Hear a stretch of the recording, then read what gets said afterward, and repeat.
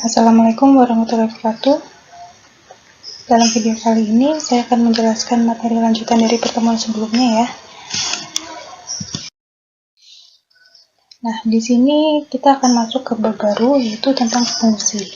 Di dalam fungsi ini kita akan belajar beberapa hal. Yang pertama yaitu definisi fungsi, kemudian daerah asal dan daerah hasil fungsi, kemudian jenis-jenis fungsi, operasi barang fungsi, dan fungsi trigonometri ya.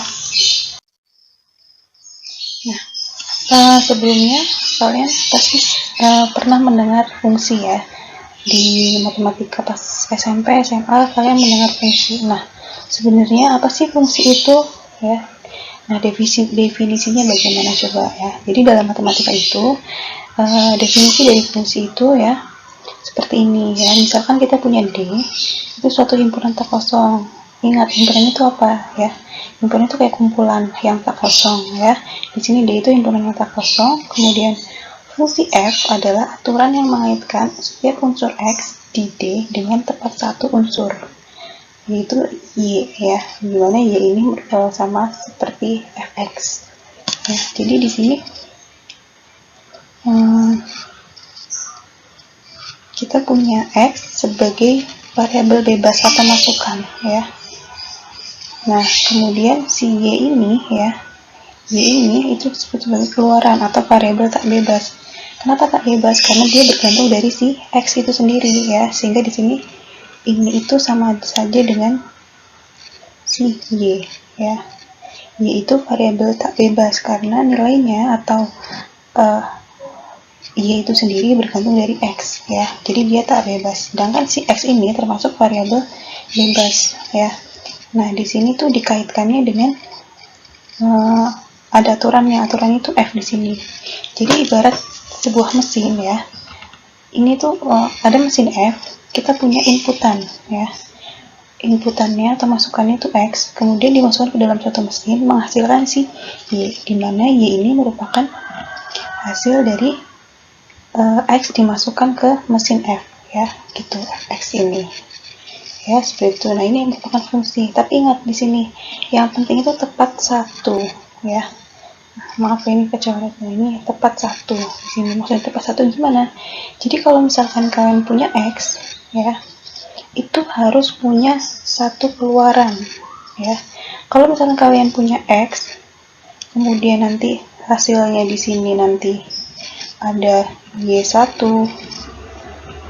ya, kemudian ada Y2 ya. Jadi dengan satu masukan atau satu inputan kok outputnya ada dua ya, itu tidak termasuk sebagai fungsi ya, gitu. Tapi kalau misalkan kalian punya X1 nih ya sama X2,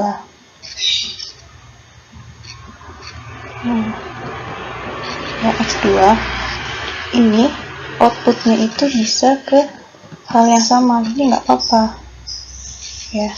Jadi istilahnya di sini X-nya itu harus tepat satu hasilnya, tapi kalau Y-nya itu boleh hasil dari dua input yang berbeda ya. Ibarat kalau sebuah pasangan, si X ini dia harus setia sama hasil ininya yang di Y-nya ya. Jadi si X ini harus setia. Tapi kalau Y ini dia boleh punya lebih dari satu pasangan di X ini ya, si Y ini. Jadi X itu harus setia, tapi Y ini boleh bercabang ya. Setelah gitu, itu merupakan definisi fungsi ya. Jadi untuk lebih jelasnya saya ilustrasikan seperti tadi. Nah, sebagai contoh di sini ada saya punya suatu himpunan D ya, dimana D-nya ini isinya itu ada 0, 1, 2, 3. Ini sebagai daerah asalnya ya, terus di X-nya nanti di X-nya ya. Nah, kemudian ada pengaitan F ya, dimana F ini itu aturannya didefinisikan sebagai 2X ya. Jadi nanti X-nya berapa itu dikalikan dengan 2. Nah, F ini nanti dia sebagai Y ya, ini nanti sama dengan Y juga ya. Nah, di sini tadi si X-nya itu dari daerah asal si D ini ya, himpunan D ya, ada 0, 1, 2, dan 3, sehingga di sini X-nya diganti 0, 1, 2, 3 ya. Jadi karena fx-nya 2X, jadi 2 kali 0, 0, 2 kali 1, 2, dan seterusnya ya. Ini hasilnya, sehingga kalau saya buat sebagai diagram seperti ini ya, jadi 0 dipasangkan dengan 0, berarti di sini si X-nya ya, di sini si Y, dimana si Y-nya itu si F, si F, Fx ya.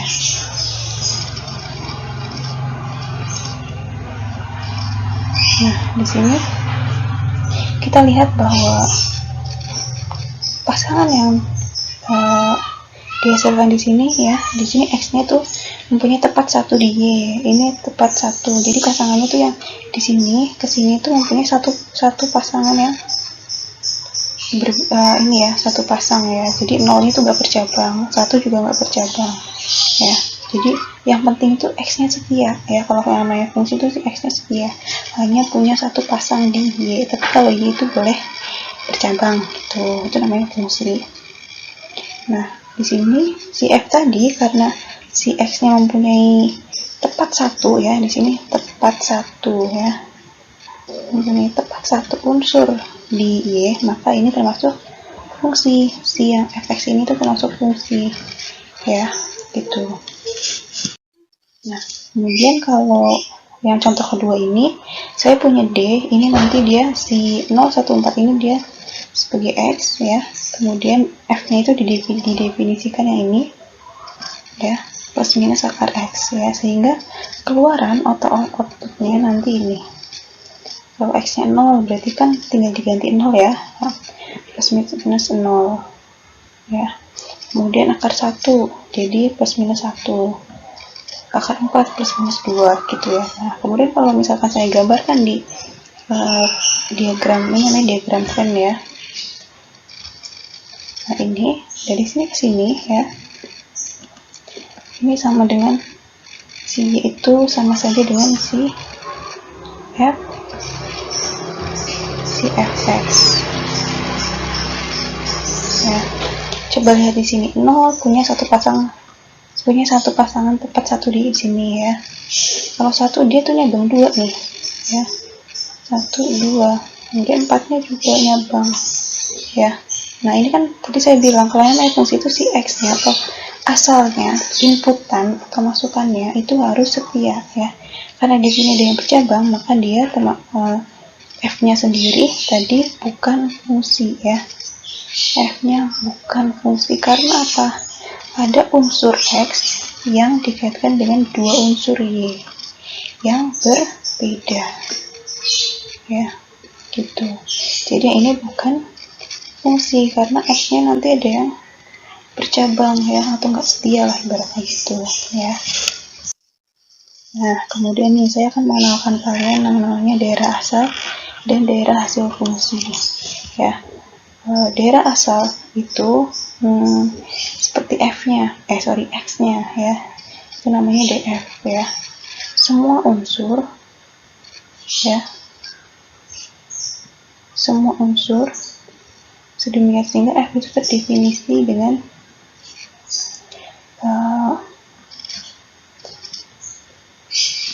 definisi itu memiliki nilai di unsur-unsur tersebut ya. Jadi si daerah asal dari F itu DF ya, kita misalkan DF itu himpunan semua unsur sedemikian sehingga fungsi F terdefinisi memiliki nilai di unsur-unsur tersebut. Maksudnya gimana ya? Jadi di daerah asal itu semua X yang membuat hasil dari F outputnya itu mempunyai nilai atau terdefinisi ya. Maksudnya terdefinisi itu apa? F-nya itu tidak singuler ya, jadi terdefinisi itu maksudnya dia Fx-nya tidak singuler atau imajiner gitu. Jadi kalau misalkan ada X yang membuat hasil Fx-nya itu dia singuler atau imajiner ya, berarti dia bukan df ya, gitu. Jadi kalau yang X yang mengakibatkan dia singular atau imajiner, dia akan tidak termasuk dalam domainnya.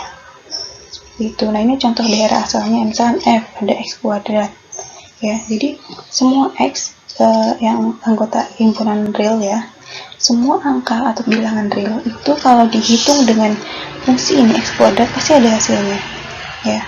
Itu pasti ada hasilnya ya, sehingga dia domain itu si X itu sendiri. Kemudian G nya itu akar X ya. Daerah asalnya apa? Semua bilangan real tapi yang lebih besar dari 0. Kenapa? Karena kalau kurang dari 0, misalkan min 1, akar dari min 1, akar dari min 2, kan nanti bentuknya seperti ini ya, akan imajiner ya. Nah, jadi kalau misalkan X yang kita ambilnya kurang dari 0 ya, ini X nya kurang dari 0, maka nanti akan muncul hasil ini imajiner ya, sehingga dia tidak termasuk sebagai daerah asal. Jadi daerah asalnya hanya X yang lebih besar dari sama dengan 0 gitu ya. Kemudian yang ketiga juga halnya itu super X ya. Pasti semua bilangan real akan menghasilkan si HX ini, tapi nggak boleh 0. Kenapa? Nanti kalau 1/0 nanti muncul bentuk singular, padahal kan kalau singular itu di fungsi itu tidak terdefinisi atau nggak ada nilainya gitu. Jadi daerah asalnya itu semua bilangan real kecuali 0, karena kalau 0 nanti hasilnya singular. Jadi kalau X yang menghasilkan si fx-nya itu singular atau imajiner, dia tidak termasuk dalam daerah asal. Intinya seperti itu.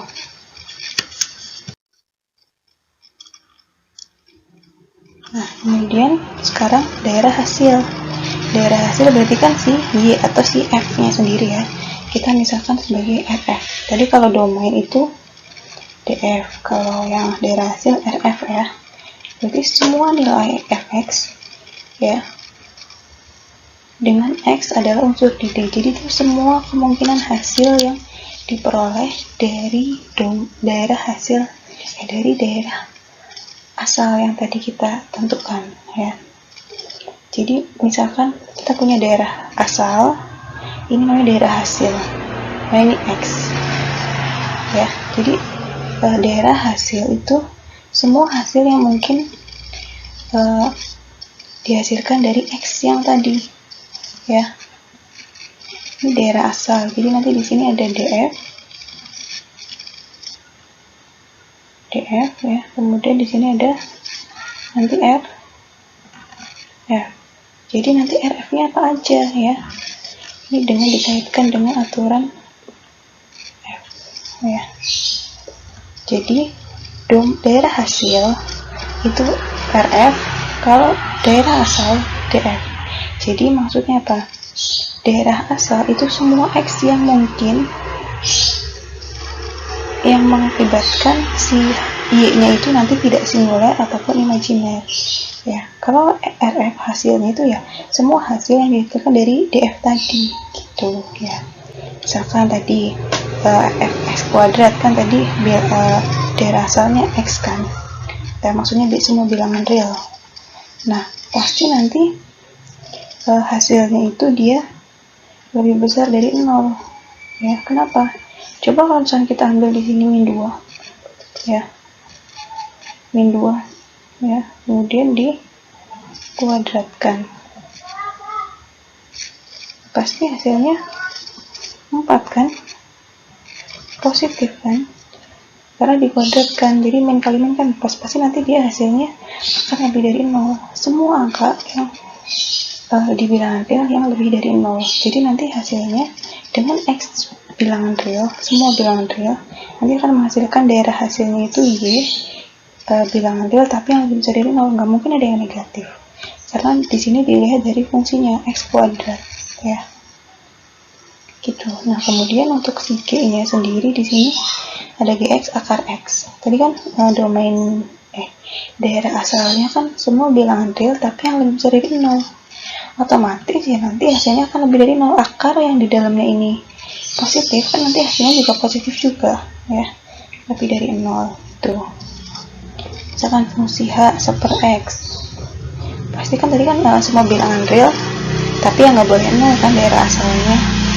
Nah jadi di sini nanti daerah hasilnya juga pasti nggak mungkin 0 ya gitu.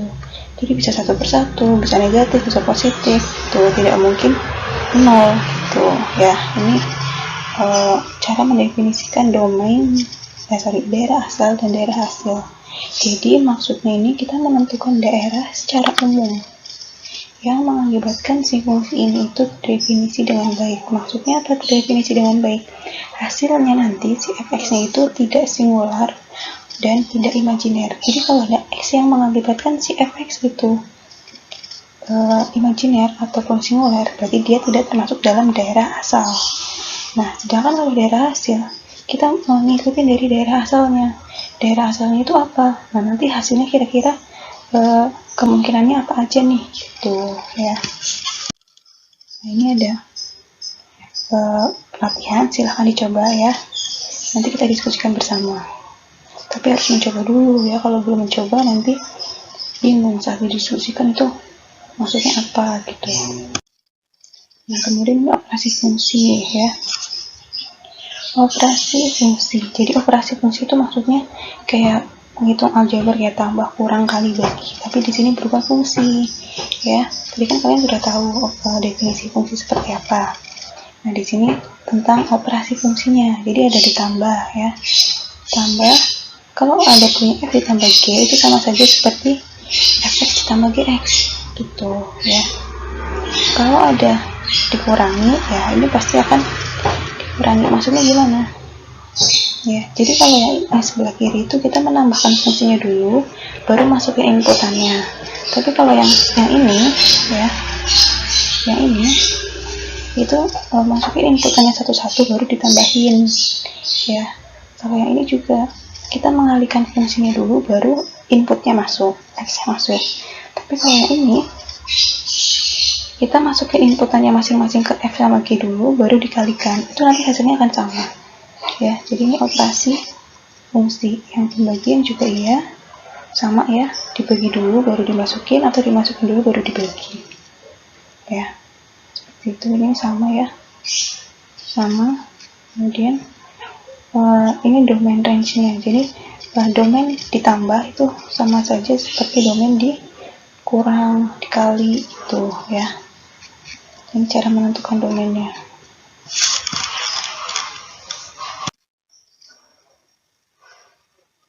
Nah, misalkan saya punya ini nih, saya punya fx-nya ini ya, kemudian gx-nya ini ya. Jadi kalau misalkan ya, kita menentukan domainnya dulu ya. Jadi kira-kira ada nggak x yang membuat si ini itu singular atau imajiner? Ingat, singular itu per 0 ya. Kalau imajiner itu ada minus di dalam akar gitu ya. Kira-kira ada nggak x yang membuat dia misalkan per 0 gitu. Ada nggak x yang membuat dia itu per 0? Nggak mungkin ya, karena bawahnya sendiri dia udah 2, nggak mungkin per 0 ya. Jadi nggak ada x yang membuat dia singular. Kalau imajiner mungkin nggak ada ya, karena sini kan nggak ada bentuk akar, jadi nggak akan muncul imajiner. Jadi semua x itu bisa berapapun ya, tidak mengakibatkan singular atau imajiner. Jadi nanti domainnya itu dia ini semua bilangan real tanpa terkecuali ya. Nah, kalau misalkan yang ini ya, yang G kan pasti dia lebih dari 0. Kalau dibuat garis bilangan ya, pasti kan di 0 di sini ya. Nah, yang ke sana di daerah sini ya. Kalau negatif yang di sini nanti ini akan apa? Imajiner. Bukan imajiner.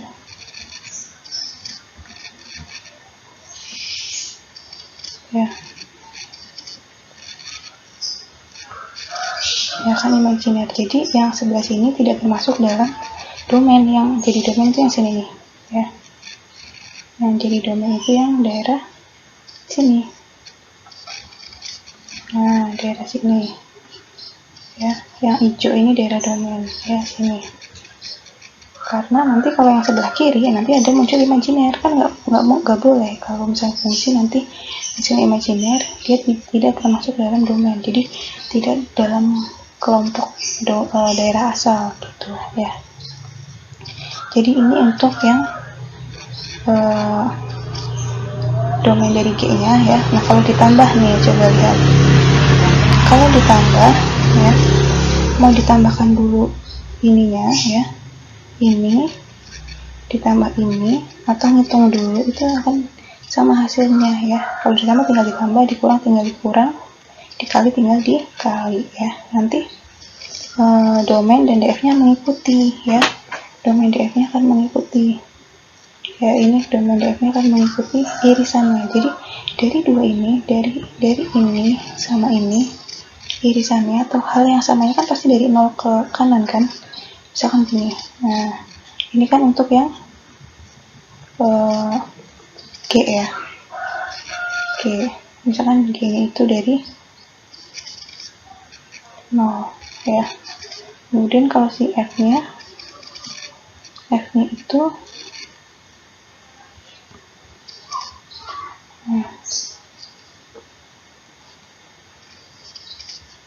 misalkan ini F nya kan semua bilangan real dari garis apapun dia ada. Tapi kalau misalkan untuk yang ini kan kesana aja, untuk yang lebih besar dari 0 ya. Jadi ini sama sini, irisannya di mana? Irisannya di sini kan, sama-samanya di sini ya. Jadi nanti domainnya ketika sudah ditambahkan, dikurang atau dikali, dia akan dari 0 sampai hingga ke sana itu ya. Ini yang dibagi juga demikian, sama ya. Kalau dua fungsi dibagi ya tinggal dibagi aja, dikali-kali gitu. Nah, ini ada fungsi komposisi ya. Jadi berantai ya, berantai. Jadi di sini ada dua fungsi ya, ada fungsi f sama fungsi g. Kalau ada punya f komposisi g, itu artinya apa? Si g nya itu sebagai inputan x. Jadi pertama itu ngitung gx dulu, nanti kalau udah ngitung gx nya itu jadi inputan di f gitu ya. Jadi misalnya begini nih, kita punya gx masuk ke mesin si g ya, masuk ke mesin G, hasilnya nanti apa? Gx. Nah, dari Gx ini masuk ke mesin F, nanti hasilnya Fgx. Ibarat kalian bikin apa ya, bikin sepatu deh, misalnya di pabrik sepatu. Pertama kan misalkan kalian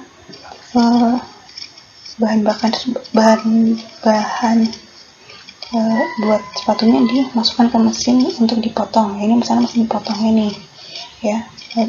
Nah, ini kan misalnya bahan hasil lembaran gitu. Kemudian dan sepatu dan misalnya baju lah ya gitu.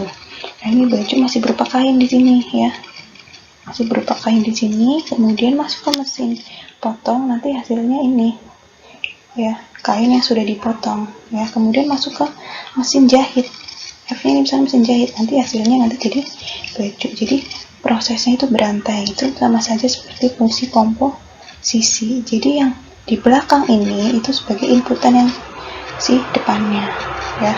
Kalau kebalikannya, G komposisi F ya, jadi G nya di depan, berarti F nya yang jadi inputan si G gitu. Jadi fungsi komposisi ini seperti fungsi yang berantai ya. Jadi tidak bisa mengerjakan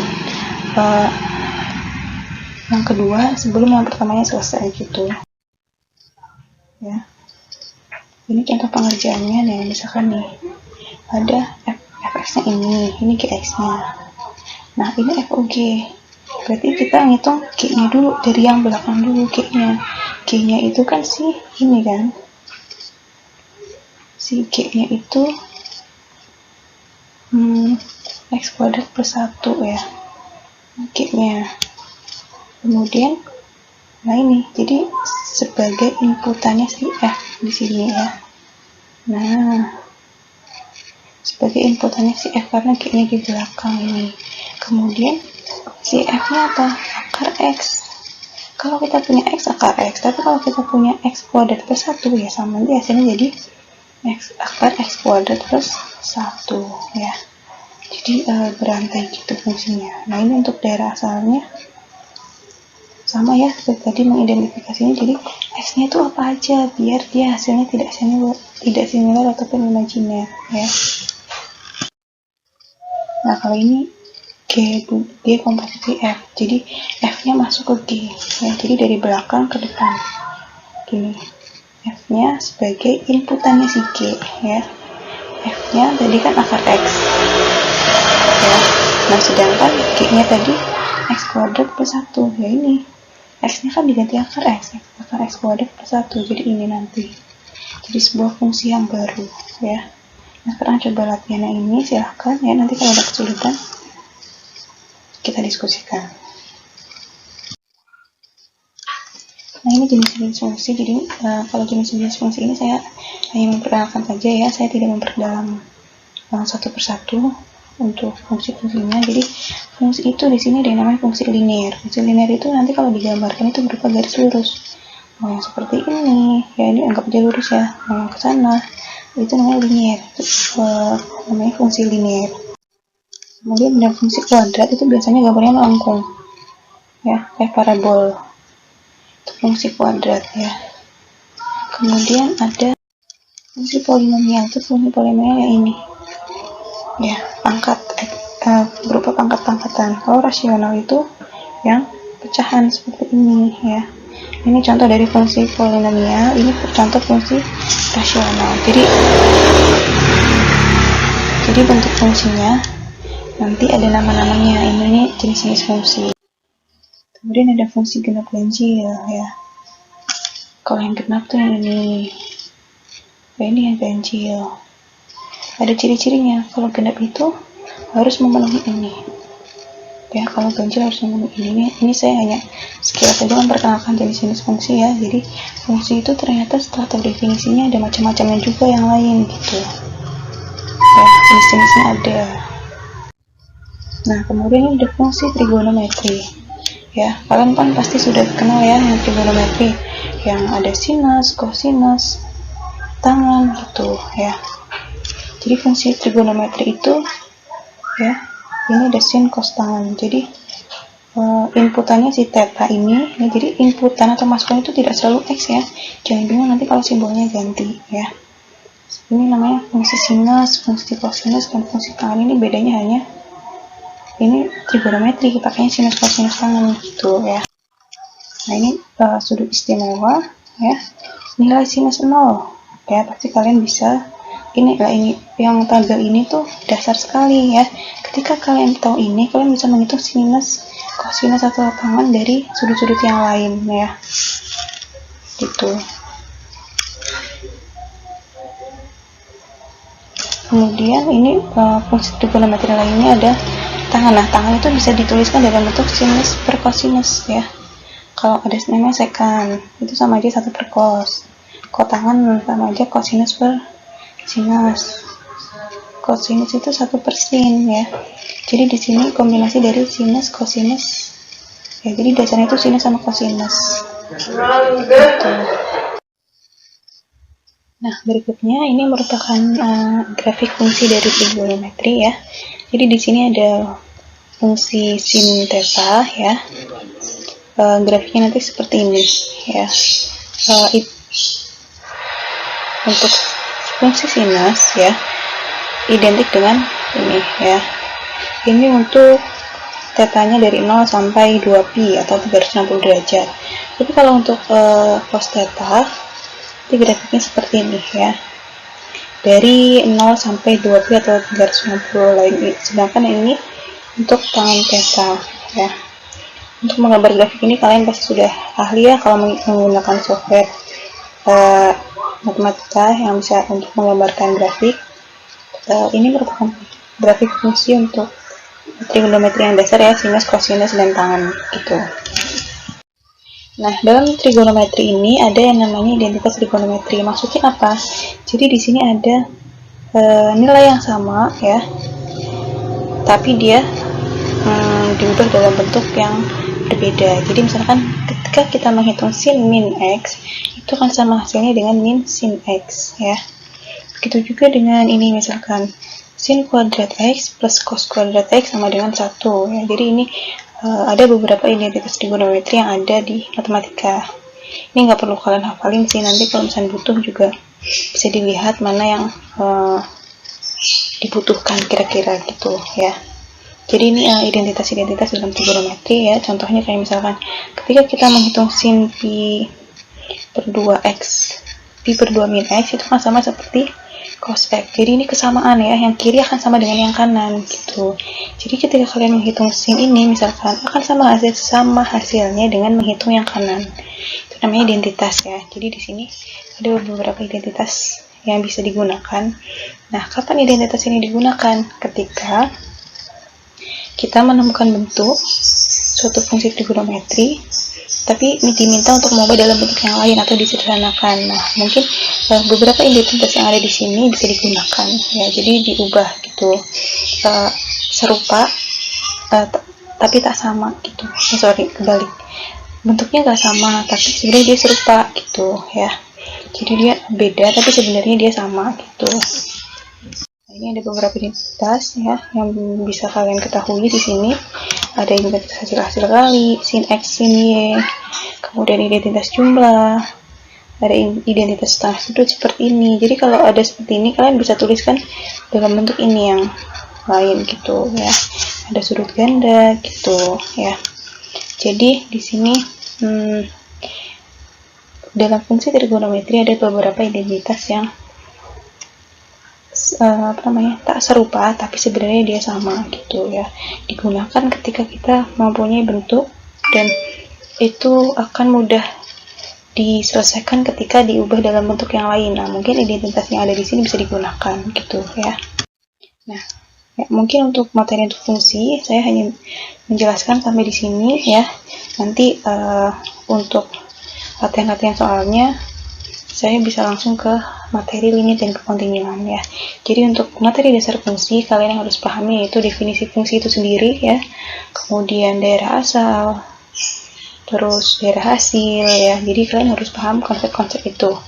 Dan jenis-jenis fungsi juga beberapa bisa kalian lihat ya, bisa kalian ketahui. Kemudian grafiknya seperti apa. Kemudian ada fungsi trigonometri yang identik dengan sinus, kosinus, tangen, sekan, kosekan gitu ya.